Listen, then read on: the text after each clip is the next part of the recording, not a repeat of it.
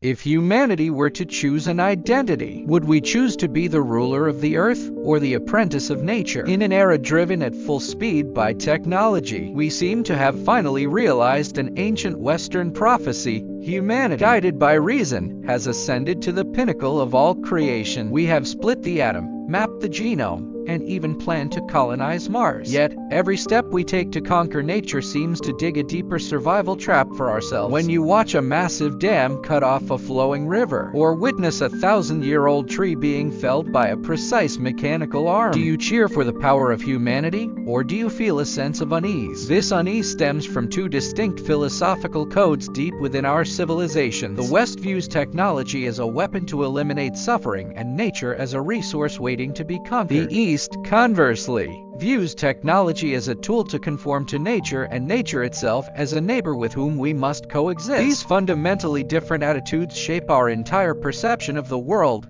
They define our science, our art, our medicine, and even determine what actions we can take when facing climate change. In this episode, we delve into this millennia-spanning philosophical war of conquest vs. coexistence. This war determines not only how we treat the Earth, but also how we define humanity's own limits and ethical boundaries. The covenant of creation, master or steward. The fundamental Western and Eastern attitudes towards nature are inscribed in their oldest myths and core philosophical texts. Western civilization's attitude toward nature traces back to two major sources, the Judeo-Christian tradition and ancient Greek rationalism. First, consider the covenant of creation granted to humanity in the book of Genesis. In Genesis, God placed humanity in Eden and explicitly gave humankind the power of dominion and stewardship over the earth. This is interpreted in the Western context as the natural world is a toolbox designed by God for humanity. Nature is the object, and its value exists to serve human welfare. This religious background subconsciously established a powerful anthropocentrism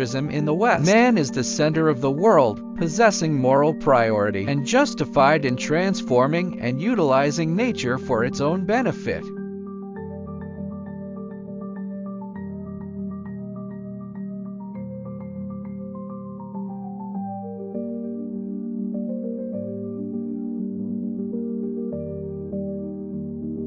The covenant of creation, master or steward.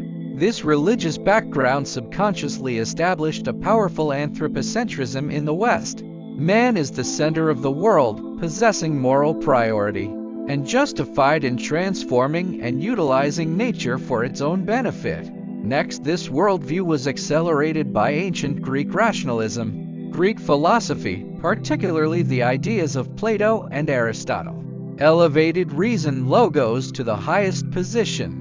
They viewed the natural world as a domain full of chaos and mystery. Only through logical analysis, decomposition, and measurement could humanity tame nature and understand its hidden laws. This rationalism found its explosive realization during the scientific revolution of the 17th century. Francis Bacon's slogan, "Knowledge is power," explicitly defined the goal of science as the conquest of nature through technology. Descartes further simplified the world into mere matter and motion, completely stripping nature of its life and divinity. Nature was no longer a mystical living entity, but a giant machine that could be disassembled, repaired, and reassembled. By this point, Western humanity had received a dual mandate. Religion granted the legitimacy to dominate, and science provided the tools for conquest. In sharp contrast to the Western covenant of conquest, Eastern philosophy, particularly Taoism and Confucianism, positioned humanity within a balanced, harmonious cosmic cycle. The core principle of Taoism is Tao follows nature, Tao Fa Zi Ran. Lao Tzu believed that the highest law is not human law or technology, but the Tao the way. Human wisdom lies in emulating the spontaneity, effortlessness, and flow of nature. The natural world is not a passive resource but a whole entity possessing intrinsic life force. Key technology, such as the use of tools, must be applied without losing its nature, meaning it should not destroy the inherent characteristics of things. In the Daoist view, massive confrontational engineering projects are often considered instruments of ill omen. Over-intervention by humanity brings disaster. Therefore, the Eastern philosophical ideal is the unity of heaven and man, Tianren He Yi.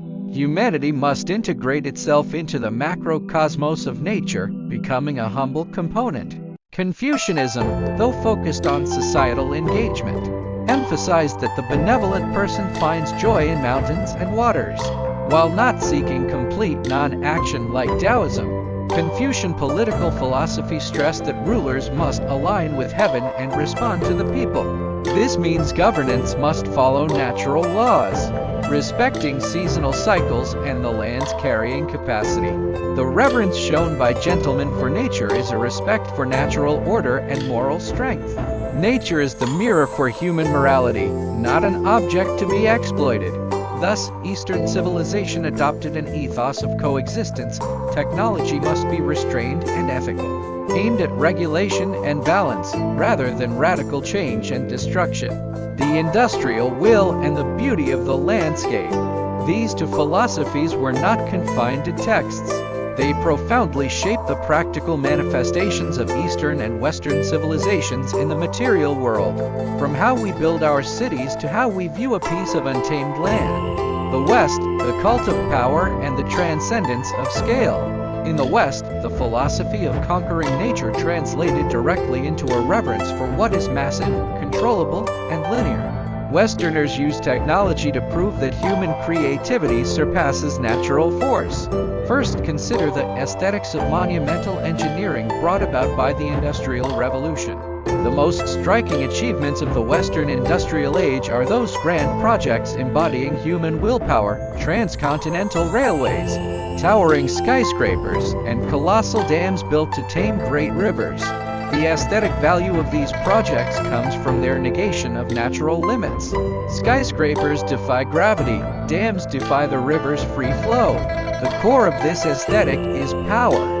The West uses technology to create a new, artificial order, one that is more precise and efficient than the natural order. Engineers and architects are like modern heroes who do not adapt to nature, but mandate how nature should operate. In this culture, an uncultivated virgin forest is often seen as untapped potential, waiting for civilization by humankind. This philosophy extends to the decomposition and repair technology of the body and matter. In the medical field, Western technology treats the body as a complex machine. When the machine malfunctions, doctors and engineers intervene directly using surgery, chemical drugs, and precision instruments to disassemble the ailment and repair or replace the part. This medical model is typical of the conquest philosophy, to combat disease and error in nature in the most precise and direct way, ensuring the human machine continues to run efficiently. The East, harmonious regulation and humble blank space. In contrast to the Western reverence for monumental engineering, Eastern technology and art seek a dialogue and fusion with the natural landscape. Consider the principle of humility in landscape painting and garden art. In Eastern landscape painting, the human figure is often a tiny detail, perhaps fishing alone or gazing into the distance among mountains, serving only to accentuate the majesty and eternity of the rivers and mountains. This artistic language is humble. Human activity is dwarfed by nature. Eastern garden art like Suzhou gardens or Japanese dry landscapes is a practical application of the coexistence philosophy. The garden does not fight nature but borrows views integrating distant scenery into the near landscape. The architect does not forcefully alter the terrain but guides the visitor to experience nature's beauty through clever layouts, winding paths, and regulation of light and shadow, achieving a state where the work is made by man but seems to arise spontaneously from heaven. The technology here seeks balance, not power. In traditional medicine, such as traditional Chinese medicine TCM, the body is not a machine but a micro-natural whole. Illness is not an enemy to be killed but a manifestation of imbalance. Therefore, TCM uses gentle methods like herbs, acupuncture, and massage to regulate the internal balance of yin and yang, stimulating the body's self-healing ability and guiding it back to natural harmony. This is a typical coexistence technology, trusting that nature's force can ultimately repair itself. As technology enters the atomic and genetic levels, The ancient philosophical split moves beyond theory and directly determines our civilization's ethical boundaries and survival prospects. The core cost of the Western conquest philosophy is visible in our unlimited extraction of Earth's resources. The Western industrial economy is based on a linear model: extract, manufacture, consume, discard. This model assumes natural resources are infinite and environmental pollution is an externalizable cost. It rests entirely on the premise that humanity is superior to and can endlessly conquer nature. The Western industrial economy is based on a linear model: extract, manufacture, consume, discard. This model assumes natural resources are infinite and environmental pollution is an externalizable cost. It rests entirely on the premise that humanity is superior to and can endlessly conquer nature. Yet, as the consequences of climate change and ecological collapse arrive, humanity is forced to reconsider. When Western environmental movements call for humanity to adopt the role of a moral steward of the Earth, this is an inherent correction and challenge to the traditional right to dominate. They attempt to solve problems created by technology with more technology, like carbon capture, demonstrating a belief that human capacity can correct its own mistakes. Conversely, the Eastern voice in sustainability calls for returning to simplicity and balance. Whether it's the Buddhist concept of non-killing or the Daoist pure non-action, they point toward a lifestyle of restrained consumption and conformity to natural cycles. The Eastern solution is not stronger technology, but a humbler attitude towards living. This philosophical split extends to how we view humanity itself. The Western will to conquer nature has extended to conquering the human body. The rise of genetic editing, bioengineering, and transhumanism is the ultimate expression of the conquest philosophy. Since nature is a machine that can be optimized, the human body, including aging, disease, and intellect, can be technologically engineered and transcended. They view suffering and death as technical failures to be eliminated. Eastern philosophy, however, remains more cautious and reverent towards biotechnology. They accept aging and death as part of the natural Tao, a conformity to the cosmic cycle. When faced with genetic engineering, Eastern culture often stresses ethical restraint and the potential for catastrophic imbalance that excessive intervention destroys the overall harmony.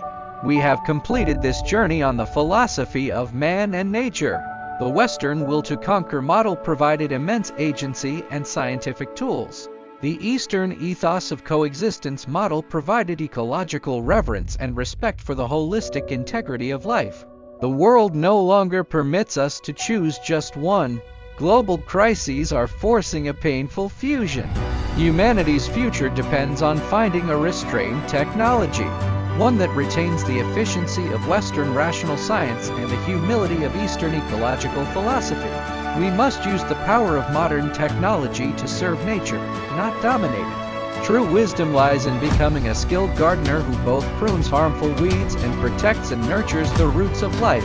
Will your technological philosophy choose to be an omnipotent God, or a humble yet responsible gardener?